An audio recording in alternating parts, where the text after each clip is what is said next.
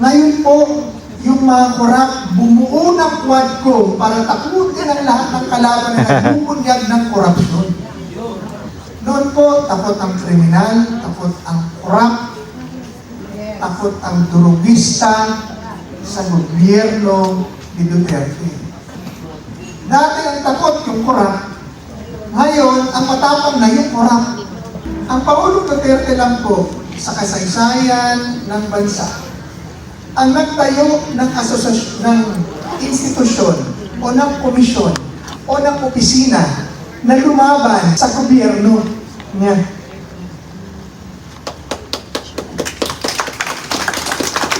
Pag nagtayo po kayo ng anti-corruption, anti-red tape office, ang hinahabol po niyan ay yung gobyerno mismo. Ngayon, yung gobyerno nangahabol sa tao. Pag samasamahin niyo pa man po ang lahat ng anti-corruption efforts mula kay Presidente Aguinaldo papunta kay Presidente Bongbong Marcos, hindi ho nila ito natatakotan pa hanggang ngayon. Ngayon, tinanggal po nila yan at ang una pong ginawa ng Pangulong Marcos, EO1, Executive Order Number 1, alisin ang PACC. Ang tanging opisina na nilikha para labanan ang korupsyon sa gobyerno.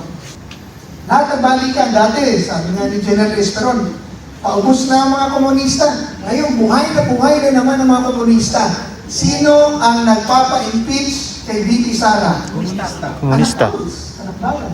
Lahat ng anak. Anak lang. Buong Pilipinas na po nag-iimbisigan ng flood control project. Nung may PACC lang ang gumagawa mo. Mahalaga po itong pagbabalik alaala ng legasiya ng Pangulong Duterte. Pero we do not want this to, I don't want this to look like na sinasampal natin ang administrasyon ngayon. Dahil ba ito, ginawa namin ito, ginawa nyo. Pero kailangan nilang malaman ng taong bayan para magkaroon ng standard. Dahil for that 6 years na administrasyon ng Pangulong Duterte, nakatikim ang Pilipino na pwede pala to at anong dapat.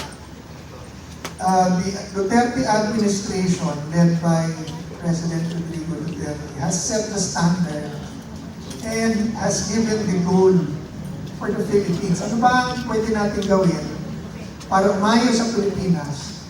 And for all the limitations, mga bagay na hindi po natin natapos. Example, ang korupsyon, ang krimen at ang droga.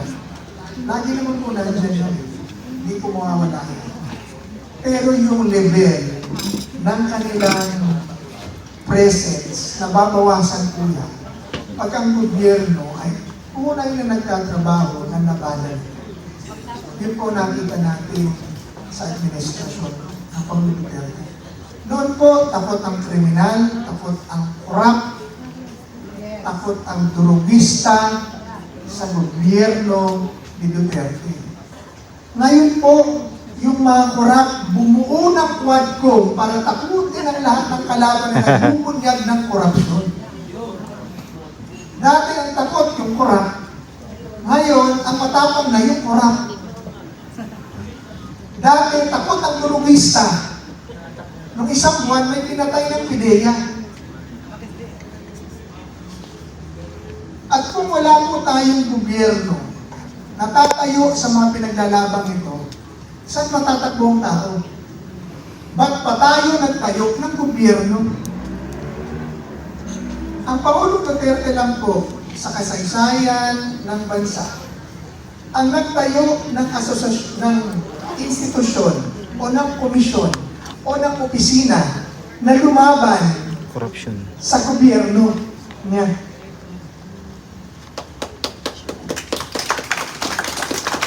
Pag nagtayo po kayo ng anti-corruption, anti-red tape office, ang hinahabol po niyan ay yung gobyerno mismo. Ngayon, yung gobyerno nangahabol sa tao. Kung totoo po, ay paki-flash ang Duterte Legacy, ipakita natin kung ginawa ng PACC. Pag binilang 13,000 cases po ang inaksyonan namin, 6 years. Mahigit. 272, ito.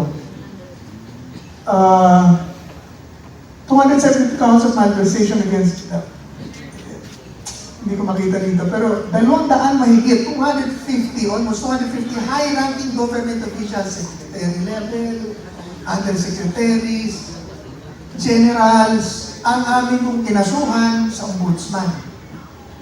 24 ang amin pong pinakulong. Pinatanggal namin 700 through the president.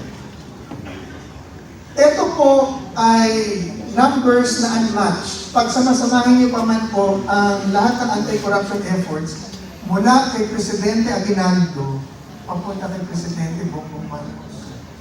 Hindi ho nila ito natatapatan pa hanggang ngayon. Ang PACC po ay napakaliit na opisina, napakaliit ng kapangyarihan, pero ang puso para lumaban sa korupsyon, sa pamumuno ng Pangulong Duterte, buwis buhay po kami noon. Kaya ang lahat po ng government official talagang takot mahuli sa korupsyon. Ngayon, tinanggal po nila yan at ang una pong ginawa ng Pangulong Marcos, EO1, Executive Order Number 1, alisin ang PACC. Ang tanging opisina na nilikha para labanan ang korupsyon sa gobyerno. 3 years later, ngayon nakikita natin, lahat po ng mga programa inilagay ng Pangulong Duterte noon laban sa droga, korupsyon, red tape, kriminalidad, na kanilang inalis or binago ang humahabol sa kanila ngayon. Ngayon, anong issue ngayon? Korupsyon na naman. Droga na naman. Kriminalidad na naman. Yan. Insurgents. Lahat ng balikan dati, sabi nga ni General Esperon, paubos na ang mga komunista. Ngayon, buhay na naman ang mga komunista. Sino ang nagpapa-impeach kay VP Sara? Komunista. Anak bawal. Lahat ng anak. Anak lang. Bago nang ituloy. Bawal magmura.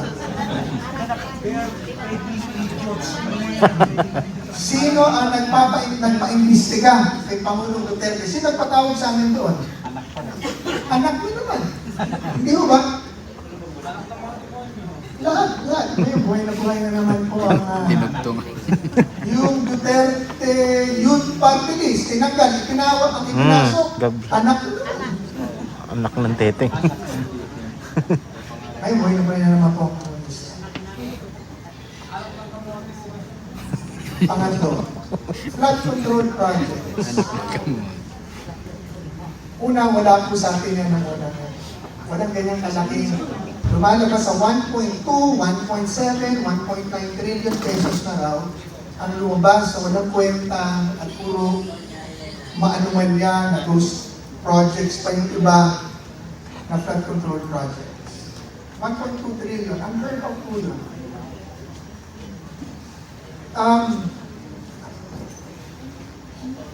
Bakit hindi mo alam mo, pag sinabi mo kasi flood control, alam na mo ng lahat ng congressman yan. Pera-pera lang po lahat yan.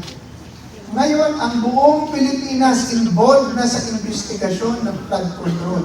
Pati Pangulong Marcos, Pangulo ng Pilipinas, nato na nag-check nung baha, flood control projects. Ang Senado iimbestiga na ng proseso, ng kontrobersya.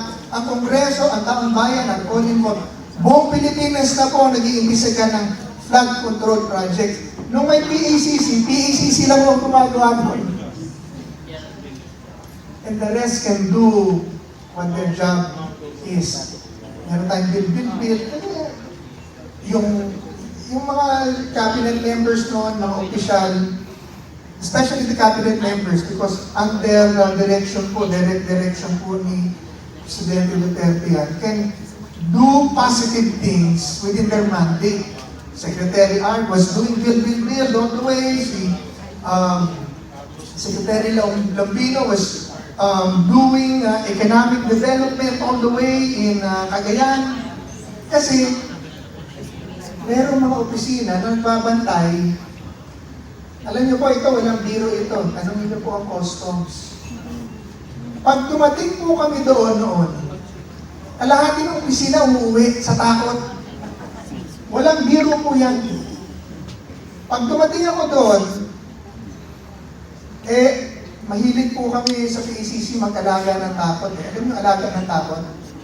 Ang tatakutin mo na tatakutin para hindi gumawa ng masama. So, laging inaalagaan mo sa takot. Ang DPWH, ganyan din po yan. Kung meron man pong corruption noon, hindi ganito malaki. Yan po ang puntos ko. Hindi po ganito malaki. Tatlo lang po yan na isinulong ng Pangulong Duterte, kaya natin siya minahal, sinamahan, at nagustuhan. Labanan ng droga, labanan ng korupsyon, labanan ng krimen. Ngayon, sa nangyayari po ngayon, in one way, natutuwa ako kasi now they realize, the government realized na hey, we have to fight corruption. Ngayon, nakikita natin na ang Senado, ang Kongreso, nag-uumpugan. Senado lang naman talagang kamats niyan. Ang Presidente, binubunyag. Pero hindi pa siya tumatawid sa kontraktor. Sa totoo lang po, yung kontraktor na yan po ang lowest mammal or the lowest in the totem pole. Utusan po nilang lahat yan. Pag sinabi nilang 10%, 10% bibigay niya. Pag sinabi ng 50%, 50% ang bibigay niya. So hindi ho yan ang mastermind. Ang mastermind dyan, kung sino may hawak ng pondo at may control dun sa district engineer. Sino ba yun? Sino? Buwaya. Hindi nga, anong pwestong buhaya? Leader nila. Congressman. Congressman naman ang nasusunod eh. Pagka ayaw ng DE, district engineer. Ito po ang nagpapabid. Ito ang nagde-design, ito ang nagpapabid. Sila nag-check, supervise. Pero pag hindi sumusunod, yung district engineer, ito sa congressman, papalitan yan. Sino naglalabas ng pondo? Sino nagdadala ng pondo? Congressman din. So sino ang powerful? Yung contractor, yung congressman, or DE? Yung congressman. Pero huwag ka magsasalita ng sama sa congressman, tatawagin ka sa Quadcom. Oh, hindi po, tatawagin mo ako sa Quadcom. Pagtatanggol nyo kami. May Okay aeroplano. lang. May Ano aeroplano. nga, tatay ko, 12 years na kulong eh. Sarap ng kulungan nila rin, naka-aircon ka pa. At pag kinulong po nila ako for doing what is right, I will consider that as a chip on my shoulder because totoo ang ginawa ko.